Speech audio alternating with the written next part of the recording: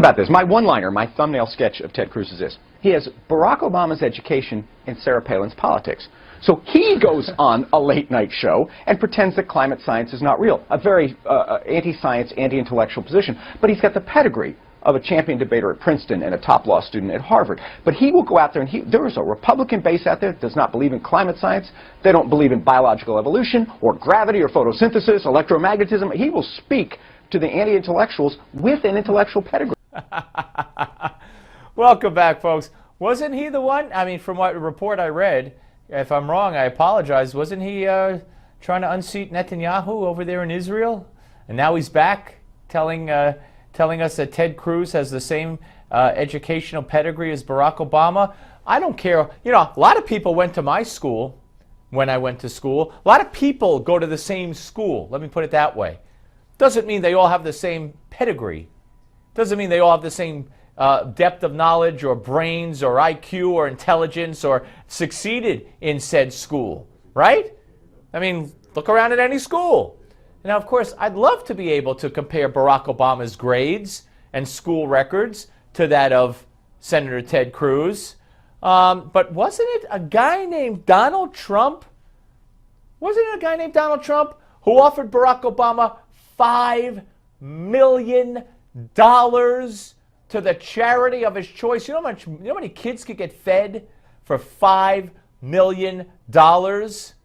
And Barack Obama mocked Donald Trump for daring to offer it. The media mocked Donald Trump for daring to want to see Barack Obama's grades and school records and daring to offer $5 million to the charity of the president's choice. That's how messed up this country is and how unfair and biased and crazy the media is. But, so, don't tell me they have the same educational pedigree.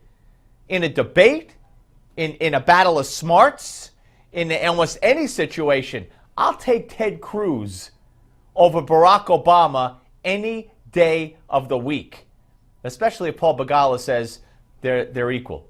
All right, ladies and gentlemen, the big news of the day, of course, is the fact that Bo Bergdahl has been charged with 2 counts. 1 count of desertion and 1 count of, and I had it in front of me.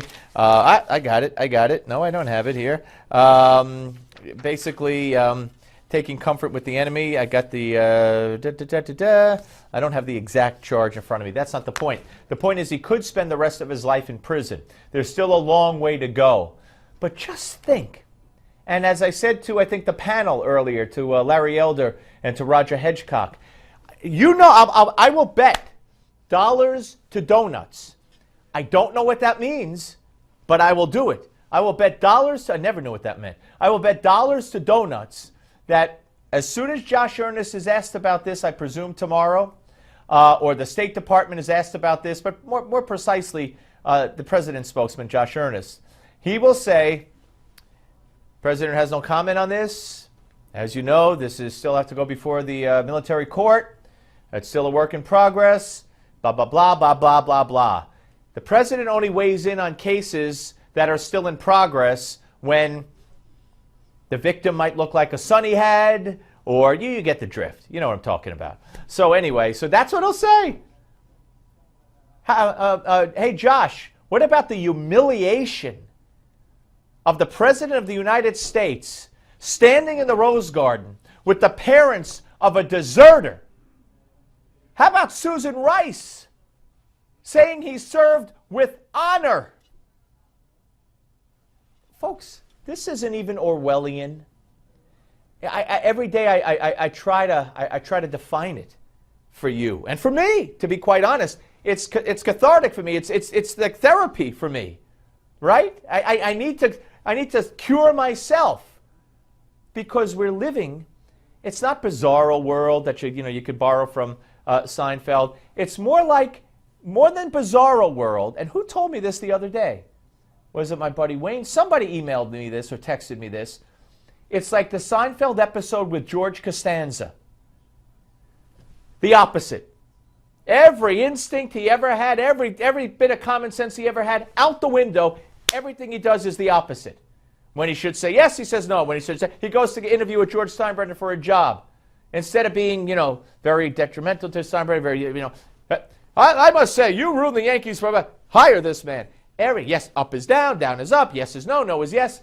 That's the world we're living in with this administration. Bo Bergdahl served with honor? You're going to trade 5 terrorists for a deserter? You stand in the Rose Garden with his parents? What'd you do for the parents of the people killed in Benghazi? What'd you do for them? What have you done for them? How many years did it take you to do anything, if in fact it's even gone through, to declare Fort Hood a terrorist attack instead of a case of workplace violence so these people could get Purple Hearts and these people could get the monies and benefits due them? Nah, we don't have any use for those people. But you give me a good deserter who's sympathetic, possibly, to the Taliban, and I'll bring his parents to the Rose Garden, and I'll say, my national security advisor will say he served with honor. It's Costanza. That's what it is. Somebody emailed me this. I don't know who it was. I'll give them credit if I could find it, because I'm a credit-giving guy. That's what it is. Opposite. We're living in the opposite world with a president who has the opposite interests at heart. Unfortunately, that's what it looks like. Coming back.